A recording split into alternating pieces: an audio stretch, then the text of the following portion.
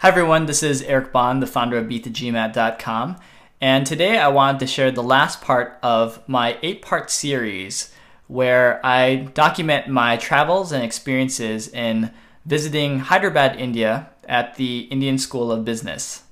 So before I begin, I want to first extend a huge thank you to the Indian School of Business staff for inviting me to come out and experience their school much like a student would. I came from a position of ignorance about their program, and my 3 days on campus has taught me a lot about what the program is all about, as well as the type of students there. So thank you so much for hosting me. So, I began this series, this ISB series, with a question of why should we care? And I think there's a couple of reasons why we should care. So the first is that the Indian School of Business is ranked number 14 in the Financial Times rankings today. And that's significant because this is a very new program. It's about 10 years old now, and it's pretty much shot out of the gate in terms of building its programs, its faculties, its infrastructure, its staff, as well as its reputation. And I believe that's reflected in how well that they're doing in the global rankings today. So we should care because because ISB is making us care with how well they're doing in branding themselves, as well as gaining the reputation in this industry. We should care because Indian School of Business has a very interesting niche focus on developing managers for the emerging economies. So most top business schools that I've seen in the United States as well as in Europe have a value prop of developing great general managers. The Indian School of Business has made the case that the managers and the skills that you learn as a manager, I should say, for an emerging economy environment are very different from what you should be learning in the developed world. So this is an argument that I think has a lot of buy-in on my part personally, because it is very different here in India in this emerging economy. The whole landscape is different. The people are different. The way that people use technology is different. And being able to have that context, as well as just active discussion and learning around what emerging economies are all about, being here is a much stronger value prop if you want to have that focus on emerging economies than perhaps being in the developed world. We should care about the Indian School of Business because, related to my very last point, India is going to be one of the economic powerhouses in the next century. This could be debated. This is just my personal opinion, but I think that the next century is going to really be the story of India, China, other rapidly developing countries becoming the new economic leaders of our planet, perhaps even quickly surpassing the United States. If that's true, then many of the new jobs, innovations, and hot careers are going to exist outside the United States, outside of Europe, and in these developing areas. And if that's the case, then having some sort of management experience as well as roots in a developing economy during your MBA program could be useful for you later as you develop your career. So what are the big takeaways in terms of who should go to ISB and who shouldn't go to ISB? I'll talk about who shouldn't go to ISB first. So if you are someone who is interested in a general management education but doesn't really want to have any experiences of working in the emerging economies because you want to have a career in the developed world and only developed world, then ISB probably isn't a very good fit for you. You're probably better off going to any number of great US and European business schools that have very established general management programs. This emerging economies niche is not going to be attractive to you.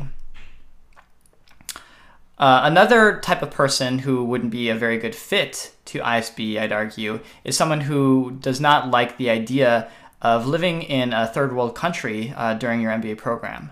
And To be honest with you, and I think I shared this in an earlier post, India is still a very poor country.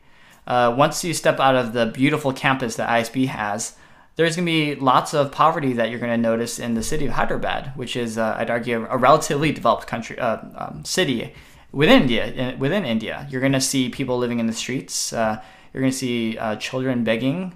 It's pretty tough to see, and the intensity of poverty here in India is far more than what I've experienced in the developed world, in the streets of San Francisco, just from my experiences. So, the infrastructure is still a work in progress.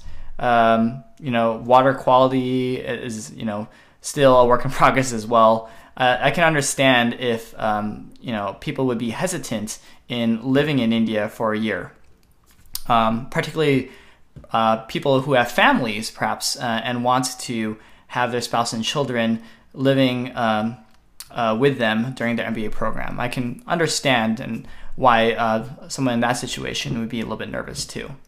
So I think that's all valid. So who would be a good fit for the Indian School of Business? Well, I mentioned to you someone who is interested in a career in emerging economies. I believe that there's a very strong case to be made in going to ISB because of its niche focus. But I really think that the best fit person right now, and I should caveat by saying I'm speaking more from the lens of an American because that's who I am, and I want to sort of personalize this a bit. Americans who are interested in becoming entrepreneurs in India. If you want a career in entrepreneurship in India, I believe that the ISB program is probably the best MBA program in the world for those types of people.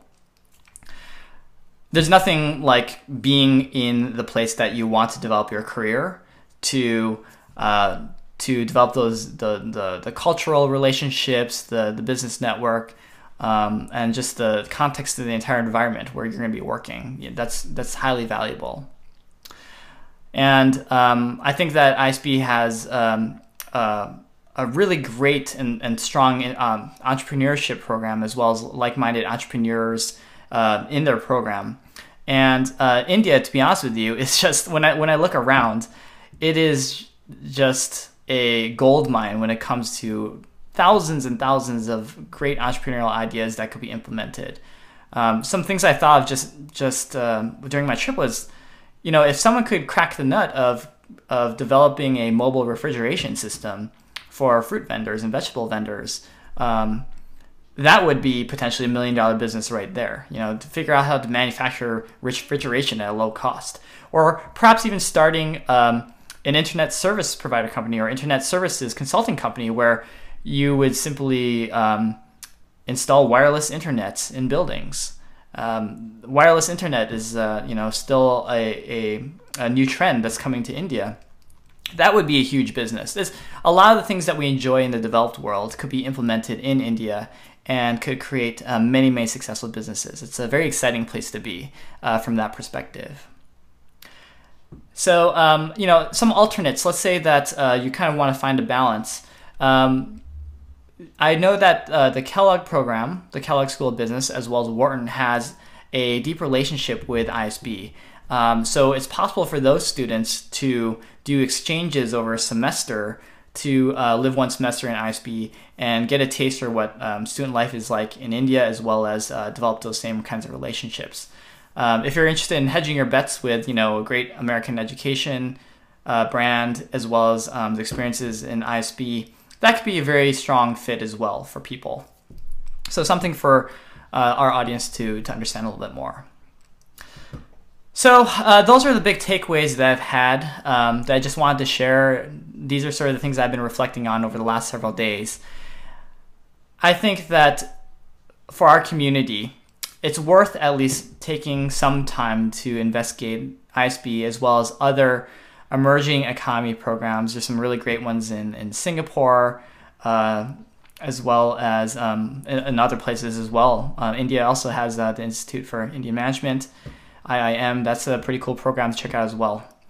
It's worth taking a look to study these programs because, again, there's a lot of work happening within these business schools to develop very strong programs. And I think that the experiences could be interesting for many people if they took some time to understand them a little bit better.